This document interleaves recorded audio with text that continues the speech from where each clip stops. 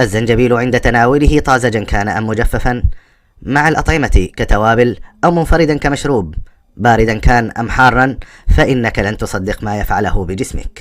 لكن ذلك يدعوني للتحدث عن هذا النبات السحري.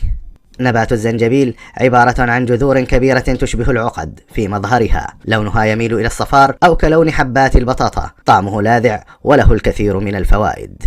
إنه من المؤكد بعد مشاهدتك لهذا المقطع ستسارع لتناول كوب شهي من الزنجبيل، خصوصا إذا كنت ترغب في الحصول على رائحة عطرية للفم والتخلص من رائحة عرق الجسد الكريهة.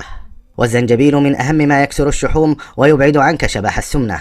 أنصحك بالمداومة على ذلك مدة شهر من الزمان وستلاحظ الفرق الكبير. لكن مهلا، ليس هذا كل شيء، فهناك المزيد.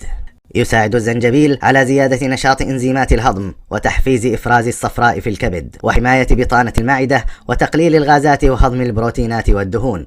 وأيضا يساعد الزنجبيل على خفض معدل الكوليسترول السيء والوقاية من أمراض القلب. ويحتوي الزنجبيل على مواد مضادة للأكسدة تساهم في نعومة الجلد ونضارته والتخلص من بعض مشاكله مثل الصدفية وحب الشباب.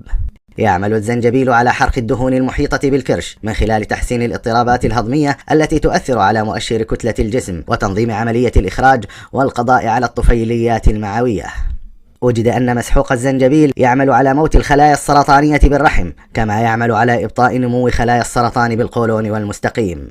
وأخيرا يستخدم الزنجبيل في علاج كثير من الأمراض كالغثيان والتخلص من الالتهابات وأعراض البرد والإنفلونزا والصداع النصفي وغيرها. لكن ألم أكن محقا عندما دعوتكم في البداية للمسارعة بتناول كوب من مشروب الزنجبيل الشهي؟ انتهت الحكاية، شاركوها مع من تحبون ولا تنسونا من صالح دعائكم. مع السلامة.